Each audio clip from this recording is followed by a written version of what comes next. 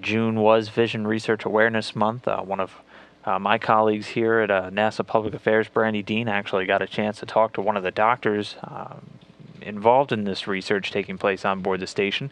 She was able to actually get a personal demonstration and learn a little bit more about this research taking place on board the orbiting laboratory. Hi, welcome to the Flight Medicine Optometry Clinic at Johnson Space Center, where in honor of Flight Research Awareness Month, we are here talking with Dr. Bob Gibson, who's one of our optometrists, and he's going to tell us a little bit about some of the research we're doing with the crew members on station to find out what might be causing the vision problems some of them have when they return from long flights in space. Thanks so much for joining us, Bob. Glad to be here. Thank you. So, let's see, what exactly are we looking at here? Well, this device here is known as optical coherence tomography, which we call it OCT for short, which allows us to look at various structures in the back of the eye.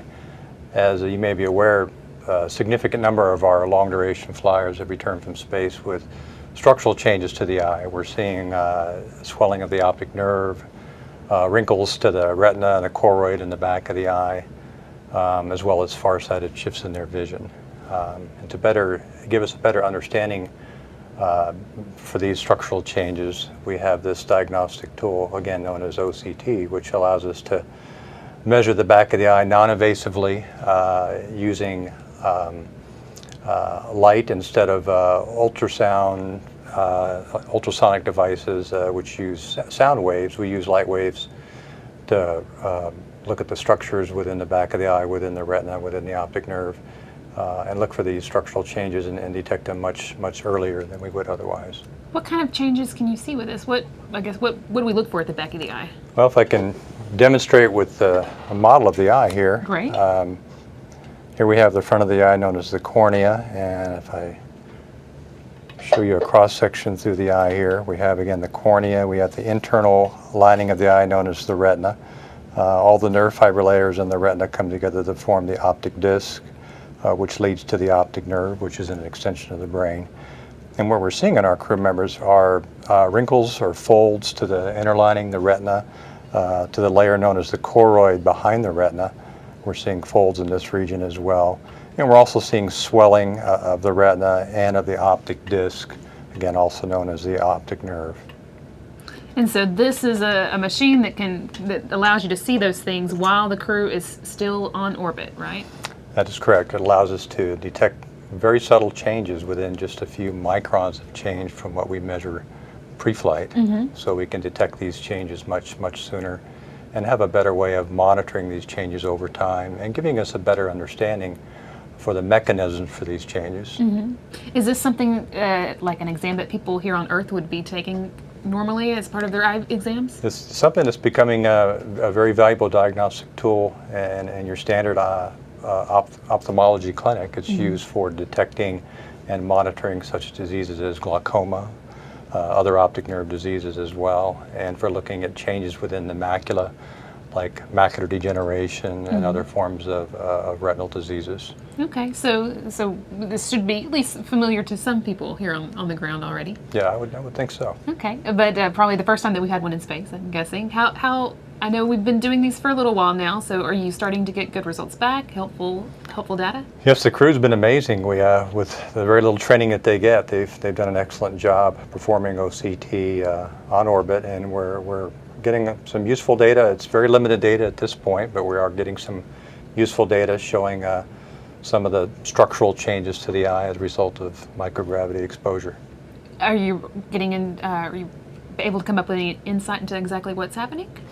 At this point, we really don't know. The data is fairly limited, although there's some theories that have been suggested, one being that the swelling of the optic nerve and these changes to the retina, as well as flattening of the back of the eye, of the globe, may be a result of elevated pressure behind the eye within the optic nerve sheath.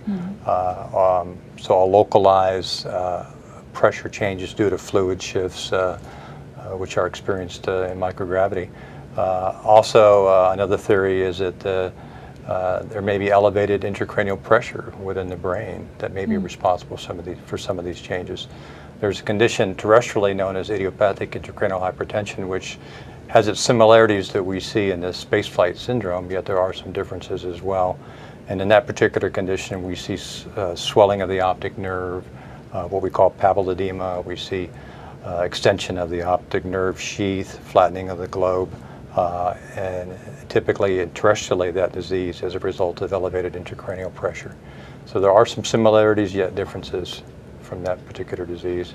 Okay, and I guess, does this machine help us narrow down the possibilities of what's going on, or does it just help us understand what's going on?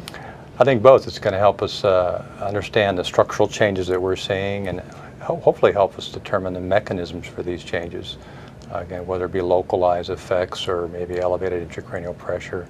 But it's also a very useful clinical tool for diagnosing these changes and monitoring these changes over time. Okay. All right, I think now we're going to get a demonstration, right? We'll do it. Okay, great. All you have to do is, you're going to see a bunch of blue lights. Just focus on the flashing blue light. Okay.